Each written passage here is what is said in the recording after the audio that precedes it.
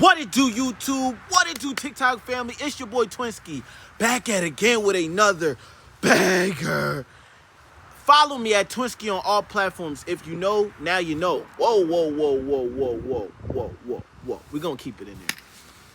We have no limitations. You have no limitations. You actually have no limits. If you want to slap an egg on your head, you could. If you want to run with your no socks, no shoes in the middle of a Walmart, you can. Right? Now, I'm not saying that there isn't cause effect to these things within our reality, but we have no limitations. I give you the most obnoxious examples because I want you to understand you do not have any limitations. And once you get that in your mind, it is now time to use your ego for expansion. See, a lot of people live their lives a certain way or go through a lot of things a certain way. You lived the experience that made you the person you are today.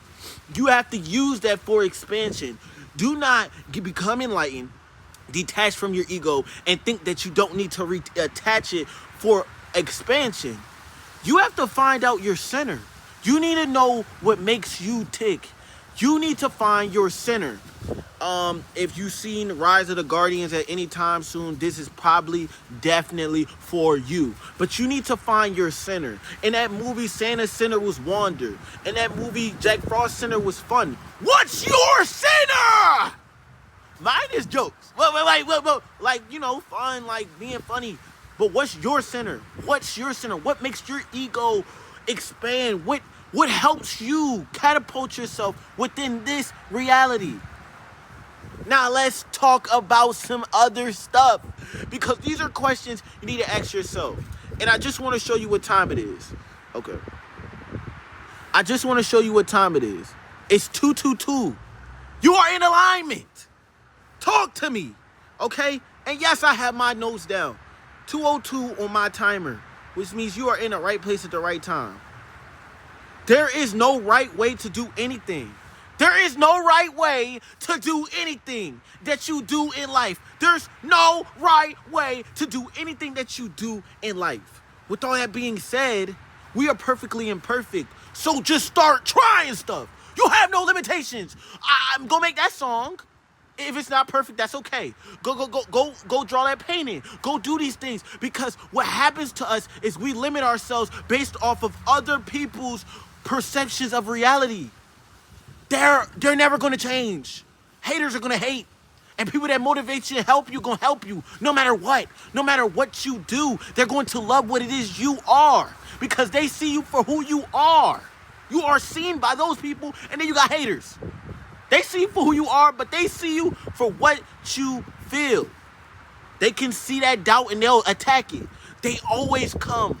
They're trying to test and see if they can get a reaction out of you. Because you're doing something that they're not. We're imperfected. So, of course, somebody who's imperfected sees you in a perfected manner, in a perfectest perspective. And yes, they're going to try to see. Because they want to know what you're doing that they're not. But instead of saying that, they're coming to bother you. Okay. Now, let's talk about illusions.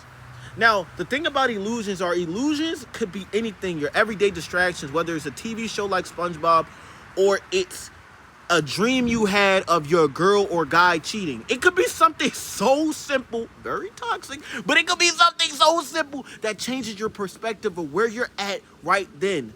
You're probably growing in the area you see an illusion, or illusion is trying to help you, and I say help, because you are the one that makes the decision, trying to help you delay or not progress in an area.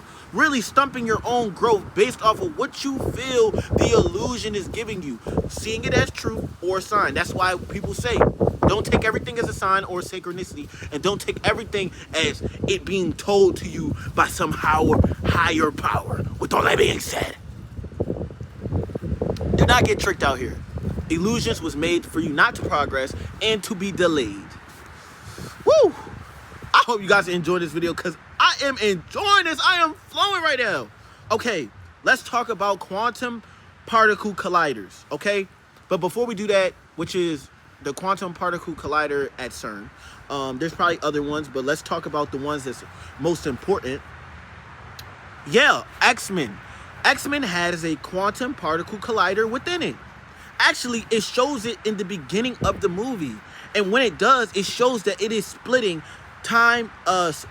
It's traveling through space, time and space, in order to go to certain events, to find certain people, right? You catching me?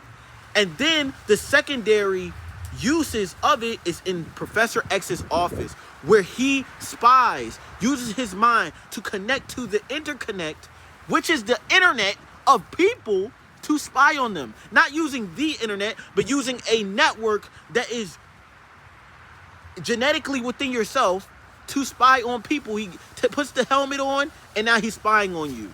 And he's looking for the spiritual awakened. Or, in that movie, the mutants.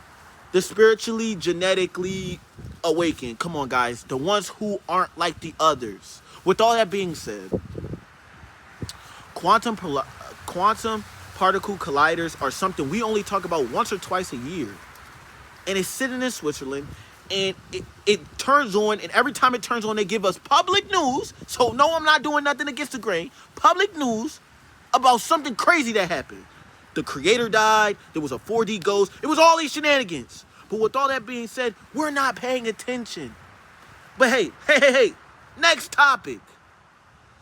Water. Water is something that's been here forever. And it holds memory.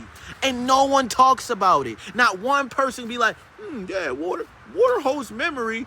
I wonder why it gets stripped down to its core for us to be able to drink it and consume it.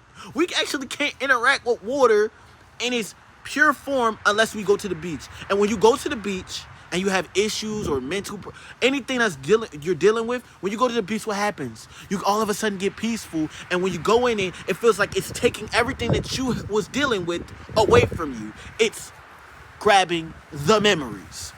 Just like the Tooth Fairy. Hey now. Don't shoot the messenger. I'm just saying. The Tooth Fairy and the water is the same thing. I'm just saying. If you ever heard about underwater cities and they've been turned into Great Lakes, what happens when people get in that water? The memory of the water is the souls in there. The souls are still in there, and they pull people down, and they never come back. That's what I'm trying to explain to you. The Bermuda Triangle is some swirly thing that they have no understanding of, but water holds memory. So it has to be either something to communicate or a portal. But I ain't here to give you nothing too crazy. Water holds memory. And you're not allowed to talk to wild dolphins that have been in the water with your same type of brain usage for this whole time. You're not allowed to interact with them, and they are as smart as you, and they've been sitting in that water that holds all the memory. With all that being said, I hope you think beyond the distractions and illusions that they cast on you. The world is illusion itself. And when I say that, I'm not talking about the actual world. This isn't an illusion. This is beautiful. But what they put into the world, what you experience on your TVs, on all these things, are illusions. With that being said, break free from the things you don't even know are holding you hostage. I love you. Live, love, laugh, Twinsky. We're out.